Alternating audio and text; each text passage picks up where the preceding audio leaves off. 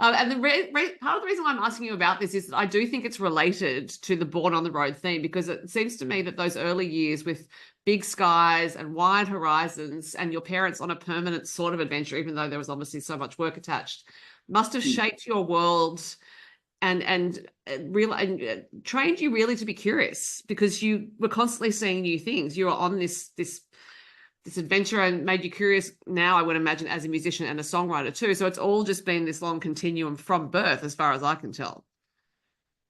Yeah, you're right, because even obviously I've always loved traveling, and that was in it. I like nothing better than being in the outback with the big horizons, as you say. But I also love being trekking in South America and in the Himalayas and the huge horizons there and all of that sort of thing. So it's I'm actually at the moment about to embark for the next 6 months on getting myself into shape for trekking in Patagonia next year in February.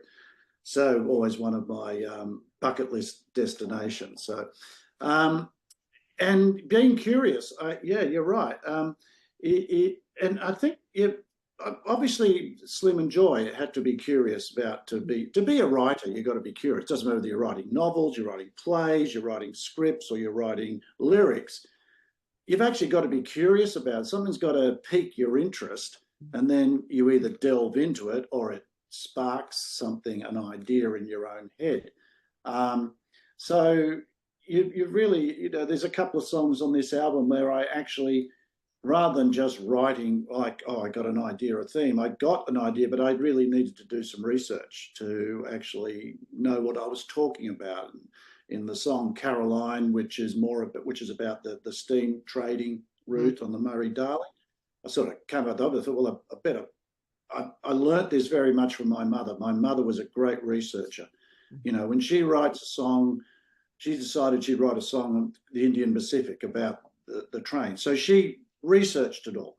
And so she always made sure she had the right terminology, everything like that. She said, nothing worse than you write a song and you just put what you think's in it. And people who really know, the fettlers, the people, those people who worked on the railway, they'll come up to you and say, yeah, but all that's wrong. So you've really got to do your research. You said, if you want to write a story, you got to make sure you get your facts right. It's like a good journalist, or novelist. They all do that. I was fascinated. Peter Carey, the Australian author, when he wrote his novel, I think it's The Tax Inspector, and for some reason in that there's something to do with some singing country musicians, sisters, which of course was Joy and Heather. And I remember his research assistant coming out to St Ives to interview Joy about getting these facts for Peter. So, it's those sort of things. You see that there's hard work behind all of this, and even if it's a artistic endeavor, there's still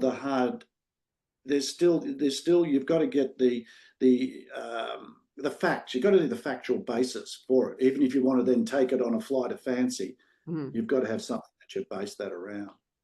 I think it also stems from, and this would have been true for Joy as well, it's a consideration of the audience. It's a politeness and respecting that relationship. It's like, I want to get this right for you. Yeah, that was very much so. The old saying in the show business, you don't treat your audience like mugs, because people know when they're being condescended or talked down to or taken for a ride. They'll see through you very, very quickly, no matter how smart you think you are. So you've got to get things right. I've had a 6-year-old come up to me at the end of a show when I was doing one of Dad's songs to tell me I got the words wrong in one line. I'll bring it from the top end. I said, yeah, you're right. I forgot it, all right. I had to make it up on the go. I've seen my father do that. I've been on backstage watching Dad, and suddenly he's obviously had a bit of a mind blank, and I've seen him make up an entire verse on the spot and carry on as if nothing happened. Yeah. Well, there you go. That was a unique performance for that audience that day. Exactly. So you got a special deal. Yeah. But also, I think for any performer, your parents, anyone remembering lyrics for a whole lot of songs at once would be tricky because you'd have so many songs in your head at any given time. Yeah, look, and especially when, I use pictures, mind maps, pictures. So for the beginning of every verse, I know what, if it's that's why I like songs that make sense. When I was working in cover bands and that, you're right, trying to remember the lyrics to a song by U2 with Bono's written, and you read the lyrics and you go, what does any of this mean except for the chorus? How do I remember this? It's rubbish. But anyway, I get an idea in my head as I go along. So at the beginning, once I got that first line of the verse, I'm right. I mean, I'm always in awe of actors, on the stage. I cannot believe how someone can do a 2-hour play and remember all those lines. Who could memorize Shakespearean, someone like John Bell, it's just think how many Shakespearean plays has he's done, and they remember all that stuff. It's a talent that obviously is that again, they would work on it, their techniques. He may use a mind map as well.